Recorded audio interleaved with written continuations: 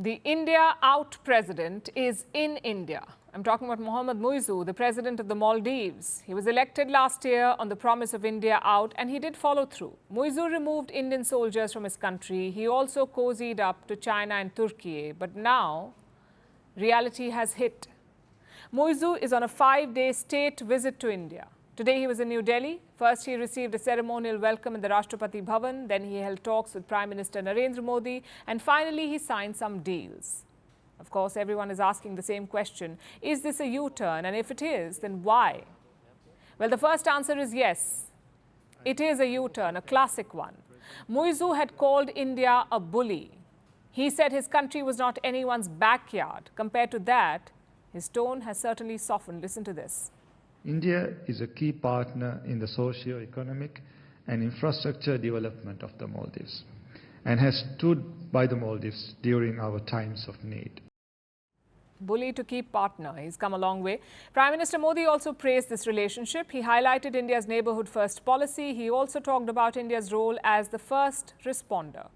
भारत और मालदीव के संबंध सदियों पुराने हैं और भारत मालदीव का सबसे करीबी पड़ोसी और घनिष्ठ मित्र देश है। भारत ने सदैव मालदीव के लिए फर्स्ट रिस्पॉन्डर की भूमिका निभाई है। आपकी यात्रा से हमारे संबंधों में एक नया अध्याय जुड़ रहा है। So great optics, very warm statements. Finally, we come to the deals. India and the Maldives have elevated their ties. It is now a comprehensive economic and strategic partnership. India has also extended some financial help. 2 currency swap deals. One is worth $400 million. The second is 30 billion rupees, which is about $360 million. These will boost the Maldives' forex reserves. A few initiatives were also announced, like the launch of the RuPay card in the Maldives and the handover of some 700 houses, all built using Indian lines of credit. And Muizzu's trip is not over yet. He will also be travelling to Agra, Mumbai and Bengaluru, and he will only return home on Thursday.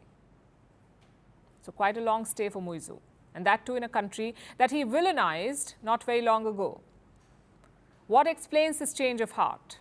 Mainly the economic condition of his country. The Maldives' forex reserves are at $440 million, which can cover imports for up to 6 weeks. What happens after that? Mali could run out of dollars. What's more, a debt payment is coming up this month. The Maldives has issued Islamic bonds worth $500 million, and this month a $25 million payment is due.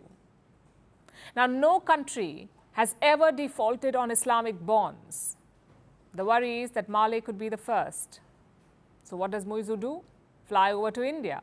He says India will ease his financial burden. And he's right. In May this year, India did renew its subscription to Maldivian treasury bonds. That was $100 million. And today, 2 more packages were announced. So Muizzu did get the help that he wanted, that he was hoping for. Basically, a bailout from India. That's what he's got.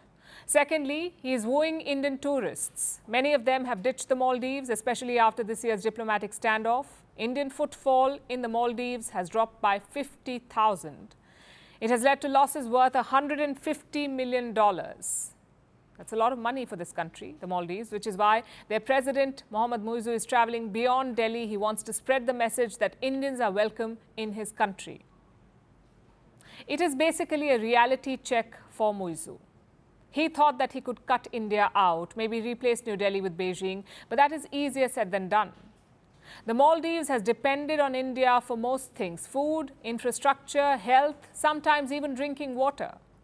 And a big reason for that is geography. India is just 300 kilometers from the Maldives' northern islands. China is thousands of kilometers away. So you cannot expect China to replace India.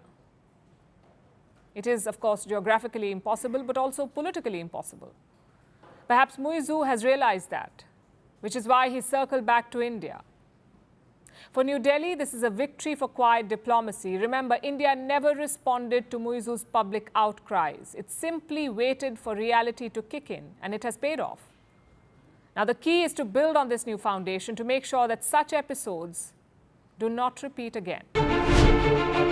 Firstpost decodes the U.S. election. Explains how America chooses its president. Your primer on the race to the White House. Everything you need to know about how America votes and its global implications. U.S. Election Explained. Every Monday and Thursday only on Firstpost.